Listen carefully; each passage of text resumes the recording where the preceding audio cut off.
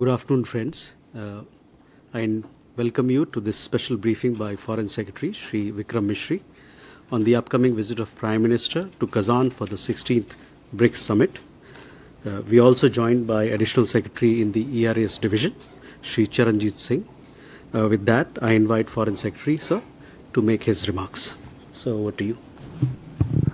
Thank you, Randhir. Namaskar. Good afternoon to all of you.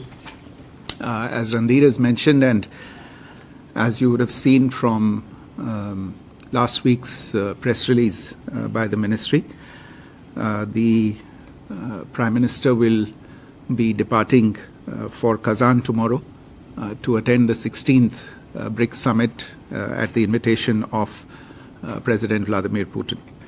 The theme of this edition of the summit is strengthening multilateralism for just global development and security.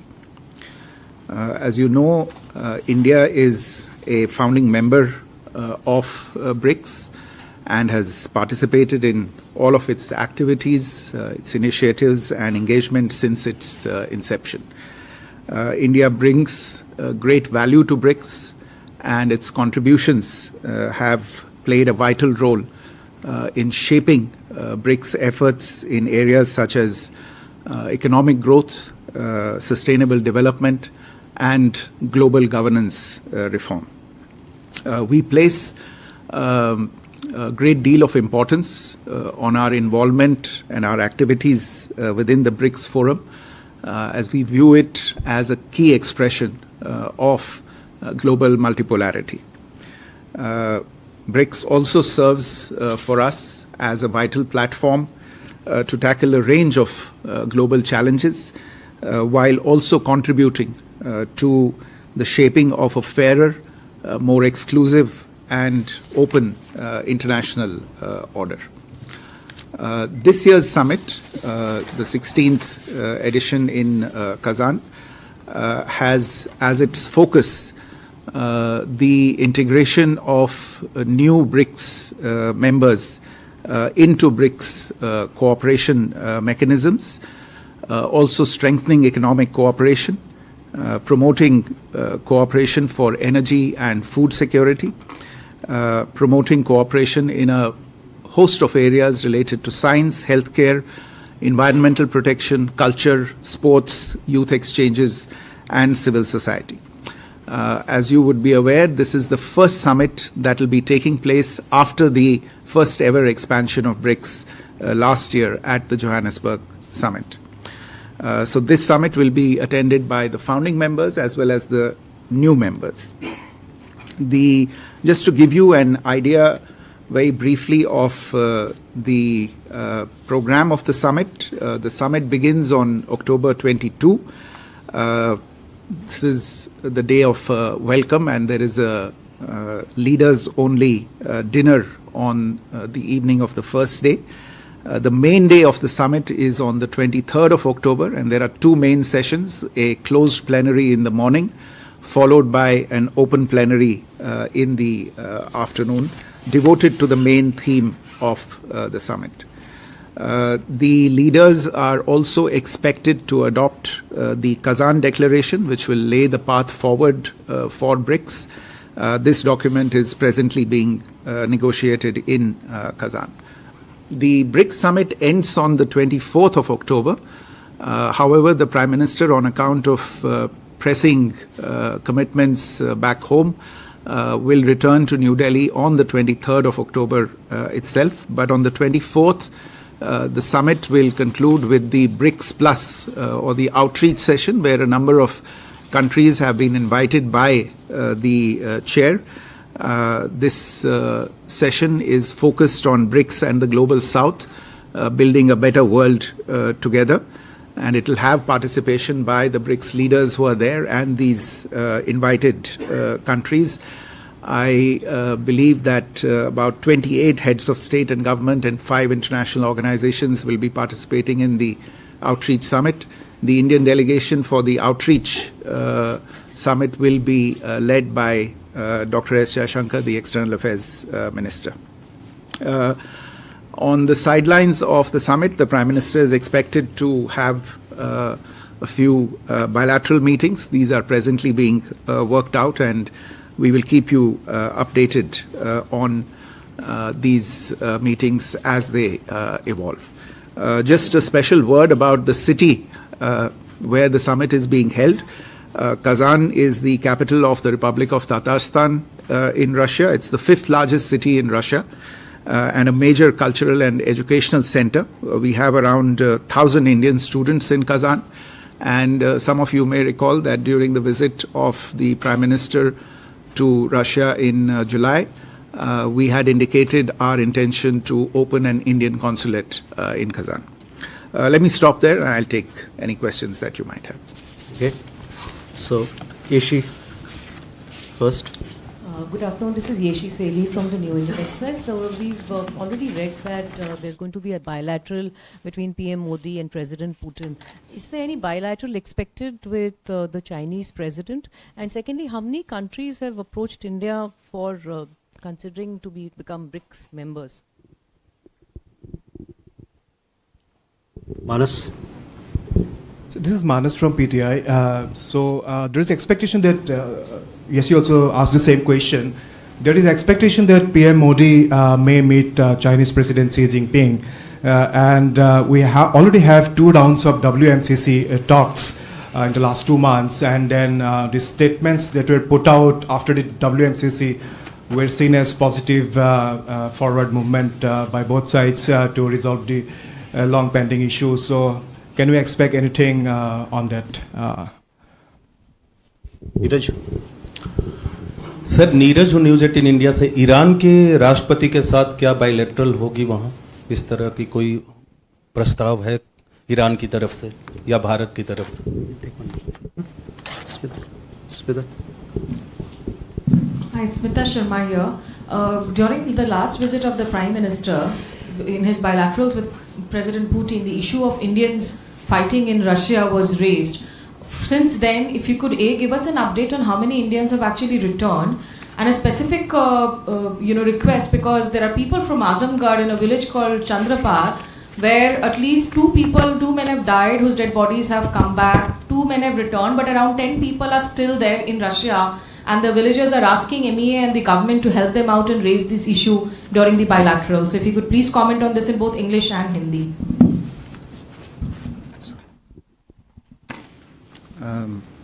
Thank you. Thank you.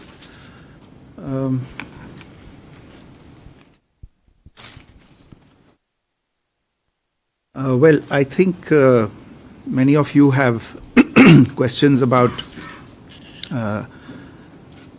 bilateral meetings on the sidelines, and in particular, possible bilateral meeting between the Prime Minister and the President of China.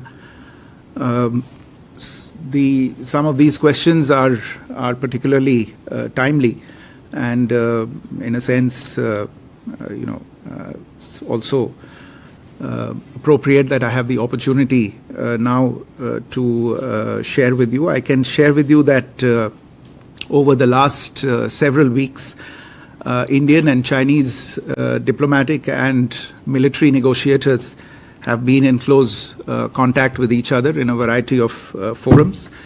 And as a result of these discussions, agreement has been arrived at on patrolling arrangements along the line of actual control in the India-China border areas, leading to disengagement and a resolution of the issues that had arisen in these areas in 2020. And we will be taking the next steps on this. As far as the questions on a bilateral meeting are concerned, as you know, and as I said earlier as well, this is a multilateral event, though of course there is always a provision for bilateral meetings on the sidelines.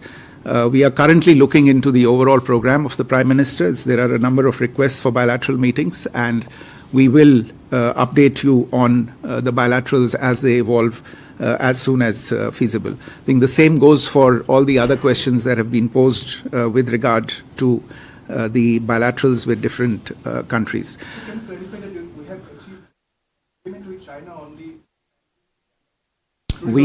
We have reached an agreement on the issues that were being discussed.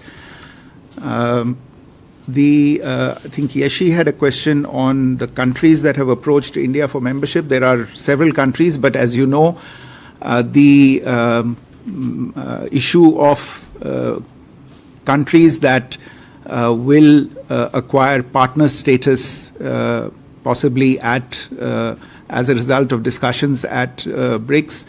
These discussions are still going on and they have not yet been finalized, so it would not be appropriate for me to discuss publicly as to which are the countries and which may be the candidates and which member state might have nominated which other country.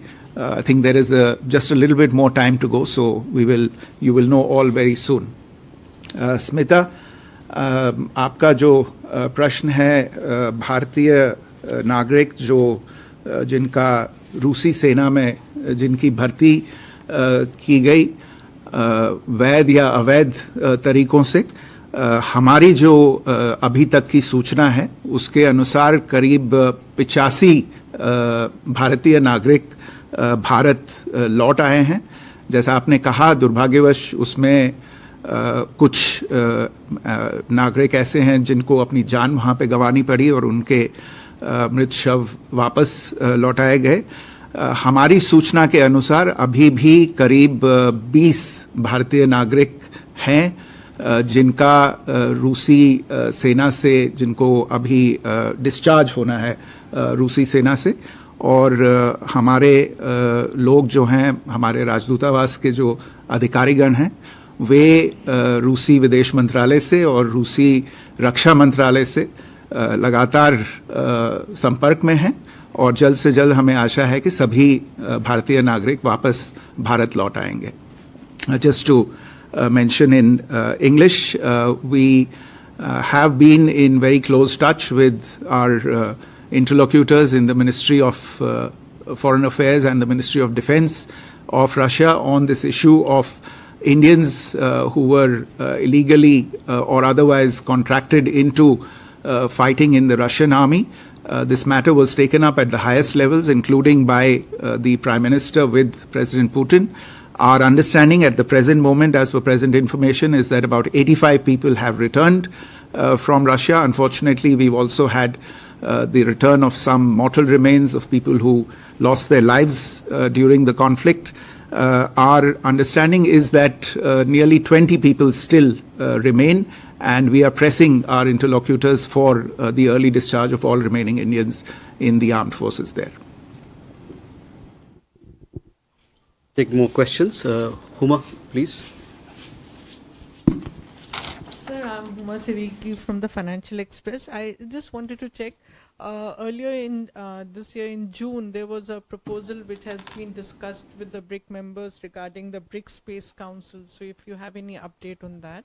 Space Council. And also there are talks of sharing data on national space phenomena, including asteroids. So if this will be discussed when the Prime Minister is there. A friend there. Yes, good afternoon. I'm Alexei from the Russian newspaper. So I have two questions. The first one, what is the vision of India of future of BRICS, taking into account the growing amount of countries applying for membership and the world polarization? In your opinion, whether it should be reformed somehow, the organization BRICS in the future, what should be its mission and strategical tasks? And the second one, does India expect any historical decisions during this summit? For example, creating a joint currency or something like that? Thank you. Rishabh? Foreign Secretary, good afternoon. This is Rishabh from Times Now. I just wanted to understand what will be India's stand given the situation in West Asia, We have members from West Asia also joining in as members and invitee as well. And what will be the step forward for India when it comes to Russia-Ukraine conflict, given that between last bilateral with President Putin and this, Prime Minister has already visited Ukraine as well as United States? Sudhi? Sir, Shudhi Ranjan from Bloomberg, sir.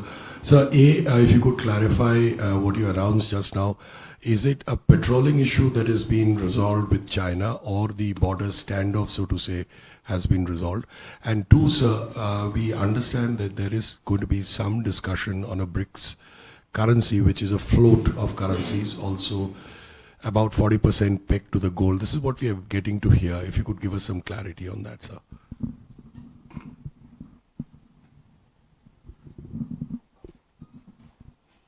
Okay. I think, Huma, on your question related to a BRICS Space Council, what I have for you is that recently BRICS countries have signed an agreement on remote sensing satellite cooperation to jointly address challenges pertaining to climate change, natural disasters, and environmental protection. Through the space vertical, the intention is to essentially foster economic cooperation and discussions on a number of other specific areas, including the one that you have mentioned about a space council or cooperation regarding data on asteroids, are ongoing. I don't have any specific details to offer on this at the present moment, but I'll ask my colleagues to come back to you with more specific details on this particular issue.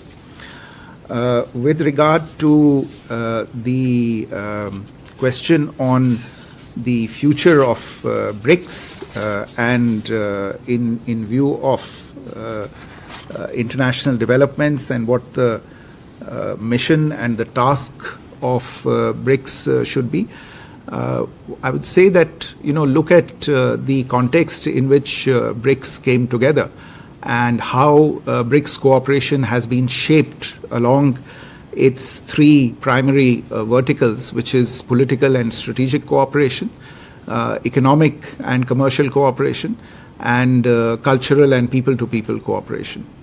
I think going ahead into the future, while each of these verticals becomes more and more populated, I think these will remain the main axes of action by BRICS, and we will continue to see, as far as India is concerned, our role in BRICS as an important voice in the growing debate around the world on multipolarity, on the need for global governance reform, whether it is reform of the institutions related to peace and security, such as the UN Security Council, or whether it is related to the reform of the international financial architecture, the IMF and other similar organizations, or indeed the trade architecture, such as the WTO. These would, to my mind, form the primary mission and task of BRICS, both the existing founding members who've been at it for several years and the new members who have joined now. As to whether there will be any historic decisions at the coming summit, I think I leave that to the deliberations of the leaders. I would not want to preempt such decisions. I think we have to wait for the summit to complete its work to learn of the historic decisions. Rishabh, your question on West Asia. Look, our stance on West Asia has been consistent and firm over a long period of time.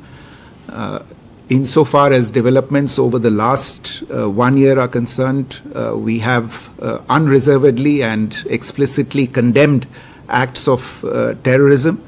At the same time, as the conflict has grown and, in a sense, expanded, we have called for a ceasefire, a release of hostages.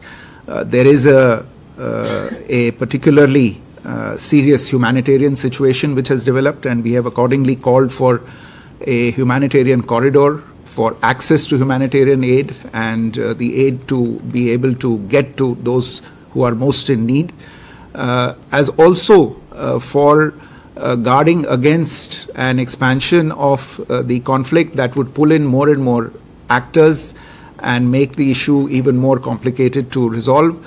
And for that, it is important to get back to dialogue and diplomacy, using whatever resources are available within the region and those of actors from beyond the region as well. Insofar as the issue of one of the most important issues in West Asia is concerned, which is the issue between Israel and Palestine, again, on that our position has been very, very clear. We support an independent state of Palestine living within well-recognized and secure borders at peace side by side with a sovereign state of Israel as its neighbor. On your other question on the Russia-Ukraine conflict, again, I think I've had the opportunity to answer this question from this platform earlier as well. You are aware of the meetings and the discussions that have taken place between Prime Minister and President Putin, as well as President Zelensky. Most recently, the Prime Minister also met President Zelensky in New York on the sidelines of the UN General Assembly. We have continued to emphasize our basic approach to the conflict. That war will not resolve these issues. No solutions can be found from the battlefield. For any solution to be found, it is important for all the stakeholders, the relevant stakeholders, to be at the table and for them to discuss this issue directly with each other. As you are aware, the Prime Minister has been in close contact even after his visits to Moscow and Kyiv with leaders from the United States, Russia, as well as Ukraine. And we have continued our contacts at the official level also to try and explore how we can move towards bringing about or finding the contours of an approach that can bring everybody together on an acceptable path towards peace, and we will continue to do that. Shruti, your question on the agreement that has been reached, let me restate what I said earlier. I think what I have said speaks for itself and is fairly clear. There has been, you're aware of the events that took place in 2020 in several areas along the line of actual control. We've been in discussions with Chinese interlocutors, both at a diplomatic level, through the WMCC, as was mentioned earlier as well, and through the at the military level as well, through meetings of the military commanders at various levels. These discussions had in the past resulted in the resolution of standoffs at various locations. You're also aware that there were a few areas and few locations where the standoff had not been resolved. Now, as a result of the discussions that have taken place over the last several weeks, an agreement has been arrived at on patrolling arrangements along the line of actual control in the India-China border areas. And this is leading to disengagement and eventually a resolution of the issues that had arisen in these areas in 2020. You had another question on a BRICS currency.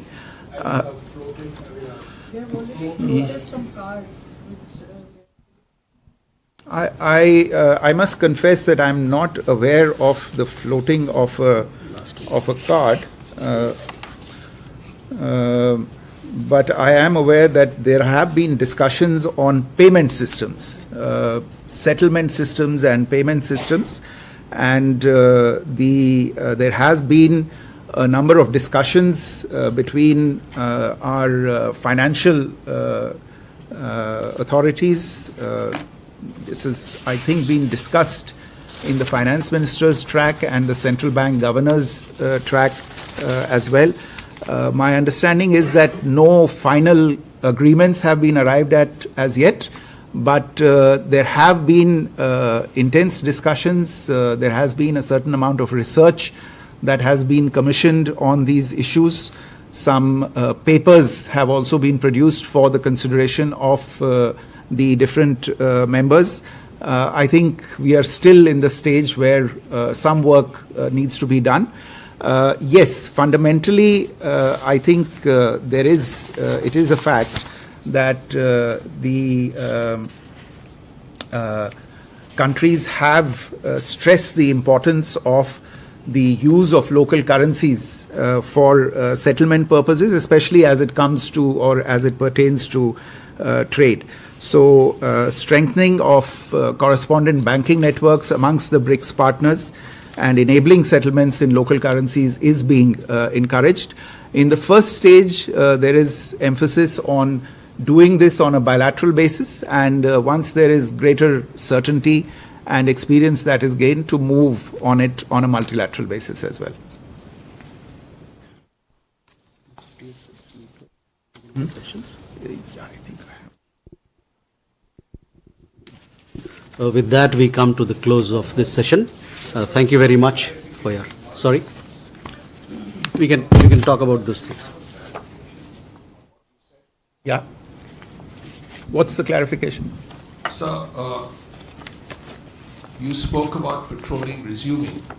Now, there were two friction points that existed before the Galwan problem. And these were cases where patrolling was blocked. So when you say that patrolling has resumed,